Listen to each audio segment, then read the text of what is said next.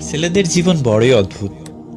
16 বছর বয়সে ক্লাসমেট মেয়েদের পাশে যখন শতপ্রেমের অফার আসে, তখন ছেলেদের জাস্ট বন্ধু হবার মতো কেউ জোটে না। 18 বছর বয়সে ক্লাসমেট মেয়েরা বিয়ের যোগ্য হলেও ছেলেরা বাল্যকালের উপাধি পায়। 20 বছর বয়সে একটা রিলেশনশিপের জন্য কি অধীর আকুলতা, অথচ ক্লাসমেট মেয়েরা হাসতে হাসতে তার সামনেই 5 বছর সিনিয়র ভাইয়ের প্রশংসা করে। 22 বছর বয়সে যখন বান্ধবীদের বিয়ের সিরিয়াল চলতে থাকে, তখনও সমাজ ছেলেদের বলে অনার্সের বাচ্চা ছেলে। 24 বছরে মেয়েদের যখন পড়াশোনা প্রায় শেষ হতে চলছে, তখন ছেলেদের জীবন যুদ্ধ শুরু হয়। নেশাগ্রস্ত, হতাশাগ্রস্ত যাই হোক না কেন, যে ছেলেটার নিজেরই চালচুলো নেই, তাকেও যেন বহুবার ভাবতে হয় ইনকাম না করলে বিয়ে হবে না, তাকে দায়িত্ব নিতে হবে, সংসার